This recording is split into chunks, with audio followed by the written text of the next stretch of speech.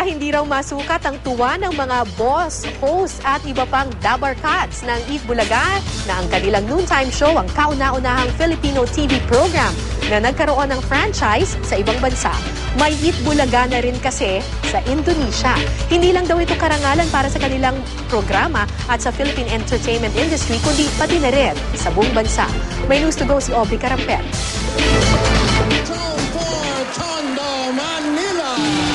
Sa loob ng mahigit 3 dekada, naging kasalo ng pamilyang Pinoy ang longest-running noontime show sa bansa, ang Eat Bulaga. Ang paghahatid ng 1,001 tuwa ng ating dabarkads na mula Apari hanggang Hulo ay umabot na rin sa bansang Indonesia.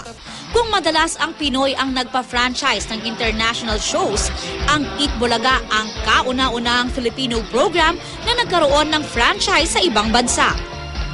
Mismo ang program director ng malaking Indonesian TV network na SCTV ang lumapit sa Eat Bulaga para i-franchise ang programa. It's a surreal experience na hindi mo akalain nangyayari. It's the first time, so nakaka-proud. I heard that it rated well. They sent us the rating for of the pilot. So since it's just the pilot, we expect na mas attract pa siya ng ibang Indonesian audience. Nagsimula noong Lunes ang Eat Bulaga Indonesia at parehong-pareho ang format ng show pati na ang mga segments. Kung may Pinoy henyo, may Indonesia pinta. Maging sina Jose, Wally at Paulo, may Indonesian counterpart din sa kanilang sariling bersyon ng One for All for One.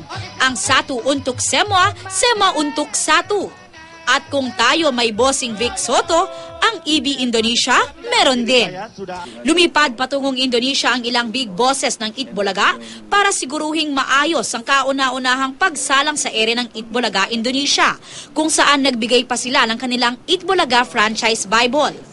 Kasama rin nila ang creative head ng Eat Bulaga na hindi raw alintana ang language barrier para matyagang maituro sa Indonesian production kung paano pinapatakbo ang noontime show.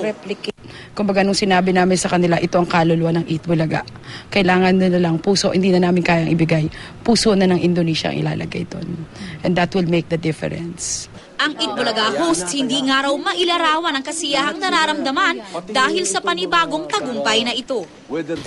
Ito'y dapat ipagmalaki ng buong bansa sapagkat yung nilaman ng 3 dekada at yung mga iba't ibang klaseng nakikita mo naman na pamamaraan ng entertainment ng Eat Bulaga ay nagustuhan ng ibang bansa at ngayon ay inadapt nila. Si Joey De Leon na inspire pang magsulat ng isang tula. Sa katotohanan, ang akala ko lang ba? Sa ganyang balita, ngiti ko'y hanggang tenga. Ngunit noong araw ito'y nagsimula na, ngay tumulong luha sa aking mga mata.